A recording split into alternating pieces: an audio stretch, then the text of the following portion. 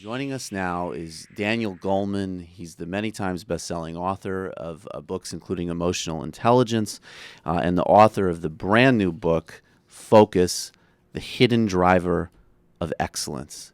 Daniel, great to have you on the program. How are you? Yeah, I'm happy to be here. I hope I am here. You are here. We are here. Good. Great. I have Thanks. no idea what that glitch was about, but I guess that's a factor of modern life, which is a significant factor in your new book, Focus. In this book, you're talking about basically as more and more research emerges on the importance of the qualities of focus in our lives, in our personal lives, in our professional lives. And obviously, we're at a time where, as our understanding of the significance of focus is sort of emerging and heightening, we're bombarded by the kind of facts of modern life, which can be very distracting. So I'm just wondering if you could explain that kind of dichotomy and also, Yeah, yeah, that's exactly the reason I decided to write the book now, because I think attention is a mental capacity under siege. Never before have we had so many distractions and distractors built into where we work. For example, I'm a writer. I work on a computer. And if I want to research something, it's so seductively easy to go to the web and go to what's called Google Scholar. I can see any academic article. But to get there, I have to go through a web page that presents me with every news story of the day. And I'm a news junkie. Right. I'm a journalist. So, before I know it, I'm lost in what's happening in Washington or what's happening in Turkey or Syria or, it goes on. And that's the story of our lives now.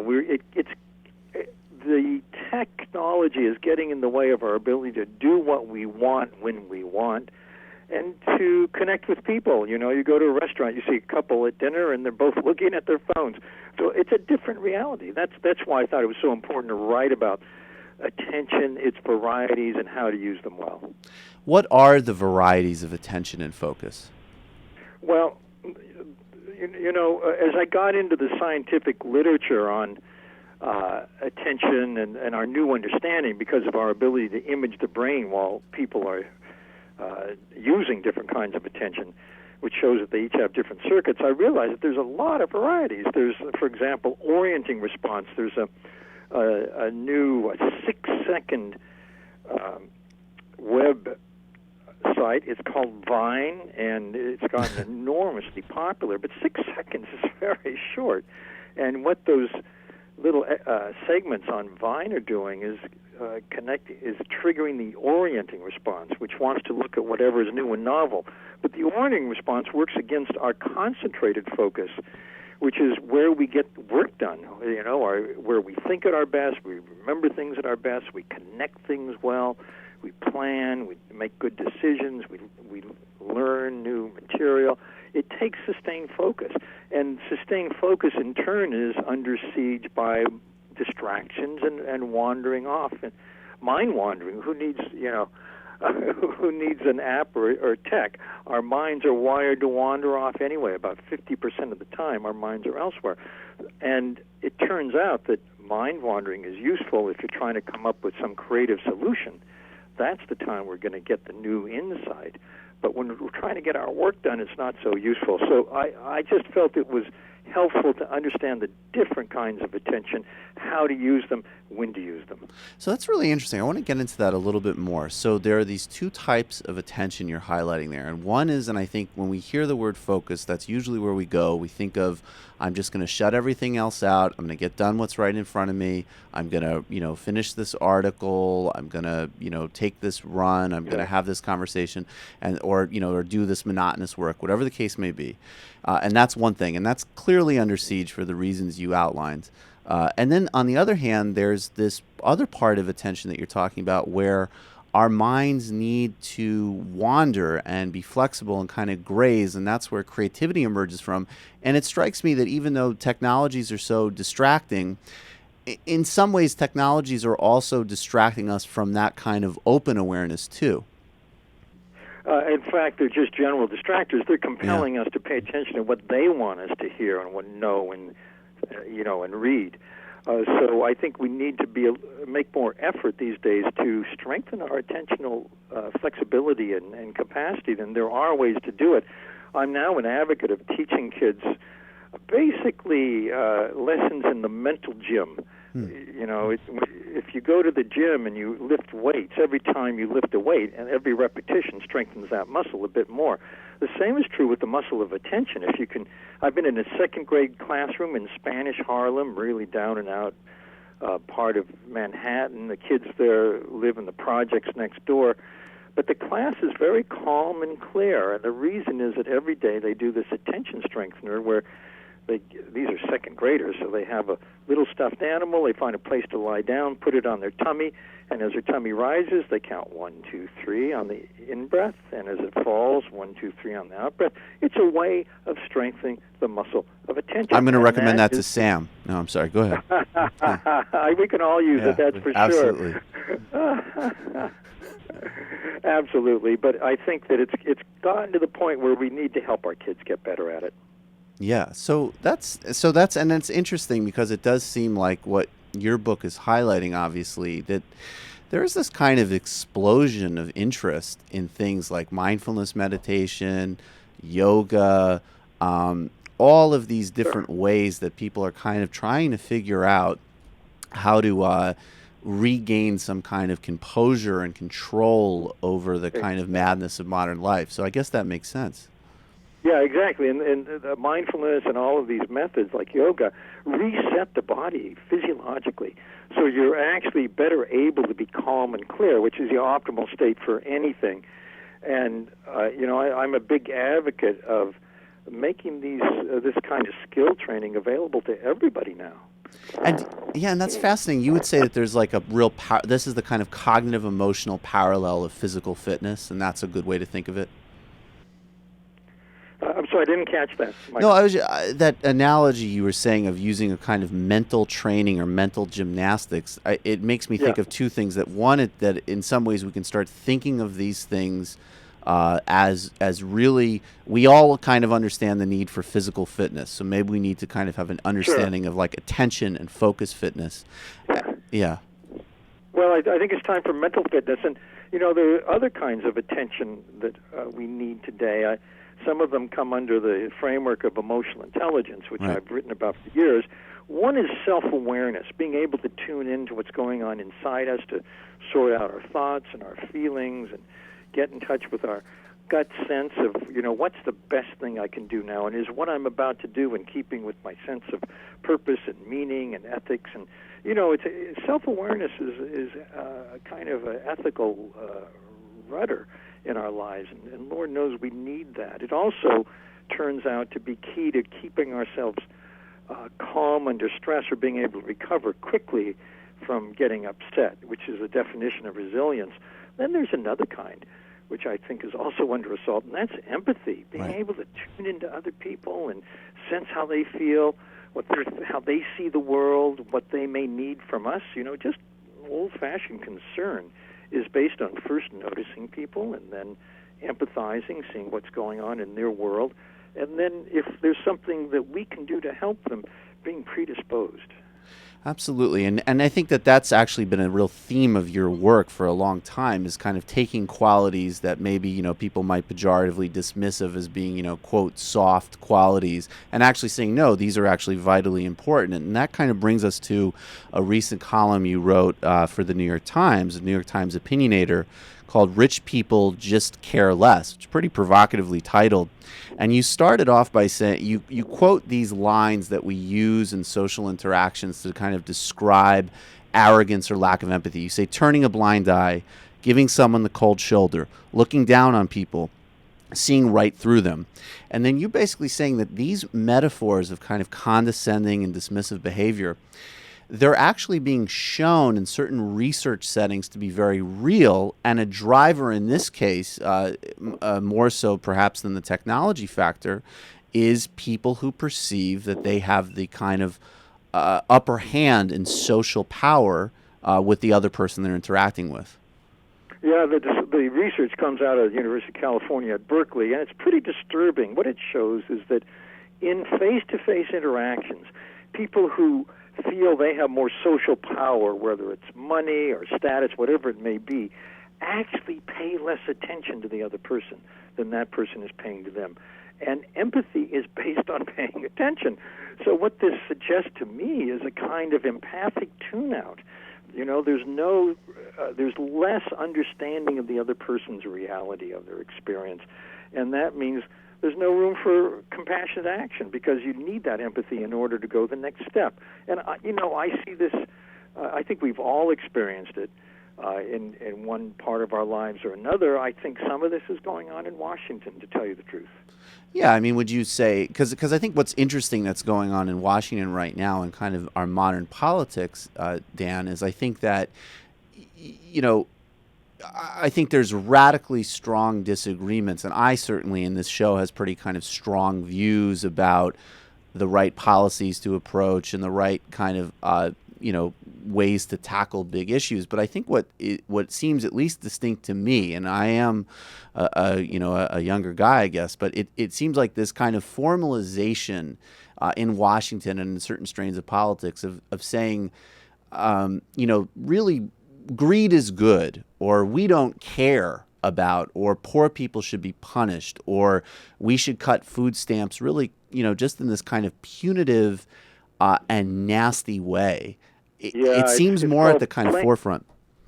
Yeah, it's called blaming the victim in psychology circles, and it can only happen if you just don't understand or care about the poor or the disadvantaged. And if you don't care, and if you're elected because you don't care, I think that opens the way to a very perverse trend in politics. Yeah, and it's also really fascinating because part of the research that you cited was they were getting, I think I believe it was a researcher at UC Berkeley and a researcher at Urbana-Champaign in Illinois, that they one of the reasons they were saying that rich people might have less empathy and attunement to others and poor people have more is because a lot of the kind of factors of day-to-day life can be sort of outsourced with money. You don't need to ever ask. And if you're living on the edge, you need to have a good connection with your neighbors, the one who's going to look after your kids when they come home from school until you get home from work. In other words, what the Berkeley group says is that it may be because poor people need other people more, that they pay more attention and care more. Whatever the reason, the fact is they do. And so they're more attentive upward, they're more attentive laterally, they have stronger social networks. Rich people, as you say, can outsource. You hire a nanny, you hire help. And so it becomes, a kind of monetary relationship rather than a personal, emotional one, and that changes the game. Absolutely. We're talking with Daniel Goleman, author of the new book, Focus, The Hidden Driver of Excellence. And so getting back to that, obviously we're in a time of really, at least since the 1920s, in fact, really kind of unprecedented wealth inequity. And there's, a big policy and economic debate about that. But I think what you're kind of pointing to here is that there's an emotional and psychological parallel to this problem, and then it's a kind of unvirtuous circle that's feeding each other. So I'm curious, what are the kind of paths to dealing with this very particular crisis in focus? Well, there's a large body of research that shows that if you have a gap between groups, the biggest healer of that divide is having friends, particularly growing up with friends from the other group. And what that suggests to me is that it would be fantastic if, for example, schools that have a lot of wealthy kids, high-status kids, had them do community projects or brought in kids into that school from, on scholarships and so on from less advantaged. In other words, do whatever you can to encourage meaningful relationships across that divide. I remember once when I was in graduate school, I met a guy, very wealthy guy from the Guinness family, the Guinness brewery family. I know that family's product well. Sorry. You know the product, yeah. Exactly. I've loved that product there. Yeah. And he wanted, his aspiration was to work on the assembly line at a Ford plant in the UK. and run for Parliament as a labor representative. Yeah. He wanted to be first a union rep and then go into Parliament for labor. I thought, that is terrific, because he is breaking down the barriers, and we just have to be more conscious about that. Do you think it also, I mean, and this is another, because I think to me it also introduced a whole other way of framing these policy questions, where we kind of have this, these sort of three frames when we talk about tax policy as an example. So on the one side is, I earned it, I have it, screw you. That's the kind of modern Republican position. Then there's the kind of pragmatic argument that if you tax and you have some way of leveling the playing field, and that creates some kind of meritocratic opportunity. And then you have the argument, which I think is important as well, vitally important, which is that an argument of fairness and ethics and social cohesion. But it seems like what you're pointing to also is that this profound inequity has just serious emotional and psychological consequences for everybody. I mean, obviously the people on the bottom end who are struggling, but also people who are really disconnected from their kind of community and broader life. Yeah, and the fix I'm suggesting is very long term, and I think in the short term we need policies that institutionalize caring until we have actual caring, and because it takes a while to promote that, and until we get there, we've got to ensure that people who are vulnerable in our society are protected. Absolutely. What do you think? Do you see a positive role for social media in all of this in terms of kind of expanding our social networks, or do you think that it's just kind of like a digital representation of what we already are kind of doing in our day-to-day lives anyways, in terms of who we're around and what we're exposed to? Yeah, I think social media are a double-edged sword. On the one hand, excuse me, from the point of view of... You all right, Dan? No problem. From the point of view of attention, they're huge multipliers of what we can know about and pay attention to. Wikipedia, Google, these expand our universe, and so do your friends on Facebook, or your so-called friends on Facebook, because you can know about, people to date, or jobs that are available, or apartments going for rent quickly through this expanded network. But the downside is that your so-called friends on Facebook aren't necessarily real friends. And you don't want to have a virtual relationship replace your actual connections, because, the times that we're most connected are face-to-face, in person, when we have rapport, when we really feel close to someone. And you just don't duplicate that, and you can't replace it on the web. Absolutely. And a sort of final question, I guess circling back to the beginning, you would recommend techniques like maybe mindfulness meditation, yoga, or what are the, and I know that you have some CDs that have sort of come out along with the book, which people can look at. I did instructional audio to go along with the book, because I felt I'm describing a need, but then what do you do about it? So I didn't want to leave people feeling helpless. The audios are available at a website, More Than Sound, one word, morethansound.net. Okay. There's one for adults, there's one for teens, and there's one for kids, because I think the need is universal, and it's great if we can start with kids, but it's not too late if we're adults. So I strongly recommend anyone who wants to strengthen their abilities to focus, to empathize, to care, to go to morethansound.net and Absolutely. see what you can get. Great. Well, Daniel Goleman, it's really just a pleasure and an honor having you on, and I appreciate your time so much. I recommend everybody get the CDs and Focus, The Hidden Driver of Excellence, and really also look at this column, Rich People Just Care Less, in the Times. It's fascinating, and I think it kind of offers a lot of context for some of the things we're seeing today. Thanks so much, Mike. It's been a pleasure to be with you. Great. Take good care.